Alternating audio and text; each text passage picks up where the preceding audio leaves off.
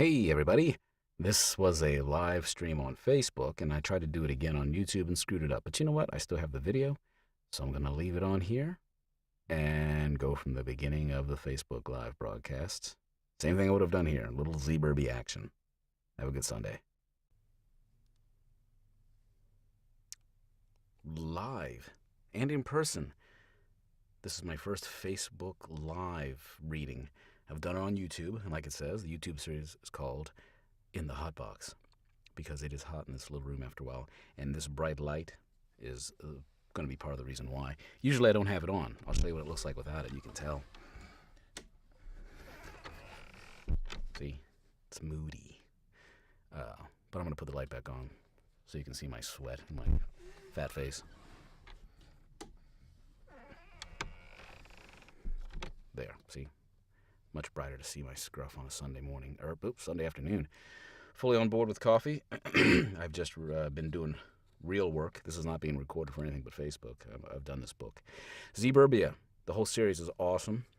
Jake Bible is a hell of a funny writer, good writer. It's fun to read his stuff. People like it. So I'm just going to go right into it. I'm going to do chapter 1, and I'm not going to do this for too long, maybe 10 minutes. I'm also not going to...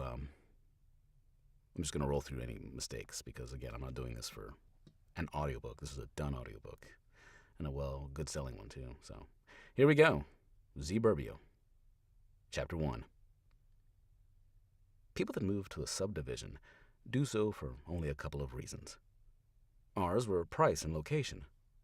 Great price for the size of the house, and great location since it was just on the edge of Asheville, North Carolina, down by the French Broad River.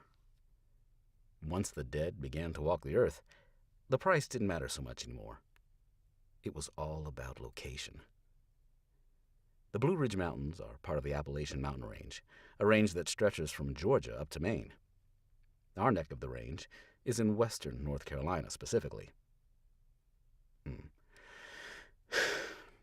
Our neck of the range is in western North Carolina, specifically Asheville, known as the Paris of the South because of its eclectic mix of arts, music, and vacation possibilities. A long-time destination for those that think outside the box, Asheville is surrounded by hollers, coves, gaps, and valleys, filled with generations of hard-working North Carolinians that, while free-thinking and independent, are known for their outside-the-boxedness. Conservative, though, let's do that again. Conservative, though, and do one more time. Conservative, through and through, most are used to making it on their own in the best of times. Come the apocalypse, that conservative pragmatism kicks into overdrive and sure comes in handy. This makes for an interesting dynamic in the region.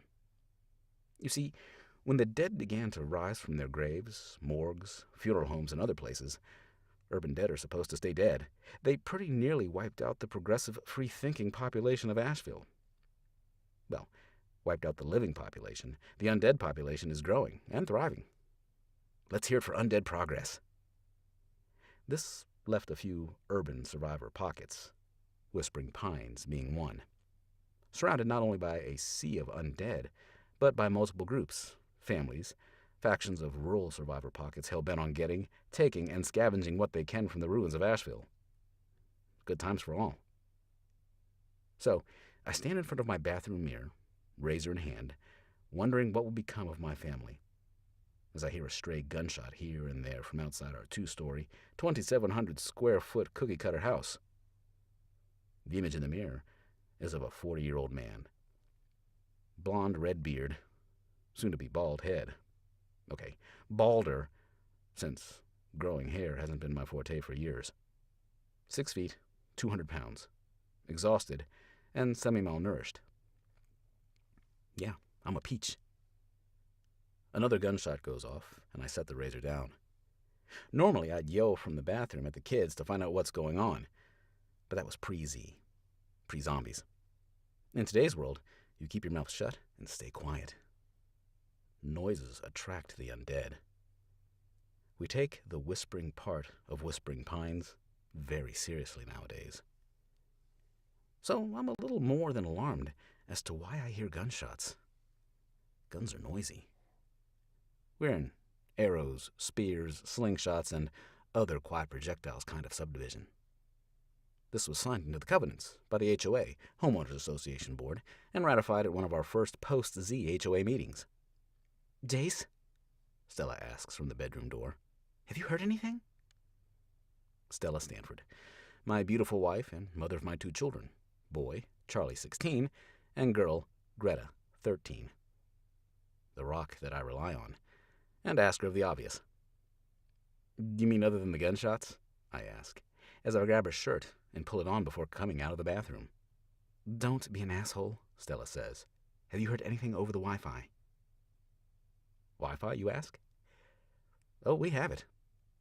No internet, since the apocalypse ruined that, but local Wi-Fi, which helps us all stay in touch in the neighborhood. I haven't checked my messages, I reply. Hand me my phone. Stella crosses her arms and gives me a stern look. Please, I ask. Sorry for being an asshole. She hands me my phone, and I see a text from John Billings, my best friend in the neighborhood and head of construction. John is one of the few people I trust truly in Whispering Pines. Everyone else we watch with caution and keep a friendly distance. Makes it easier to shove a crowbar through their heads if you don't get too attached. Okay, that's it. I said I would just do a little bit, and I think that's enough. Maybe I can do more of this book down the road if I get any feedback or people like it. And we'll see. Time is always a hard thing to do, though, working full-time and doing this part-time. And the kids and my lovely wife leaves me with little time. So I try to do these once a week. I might alternate between Facebook and YouTube, or I might just stick to one. But that's it. It's Sunday. Enjoy the rest of your day. I'm going to try and enjoy mine and cool down a bit. Later.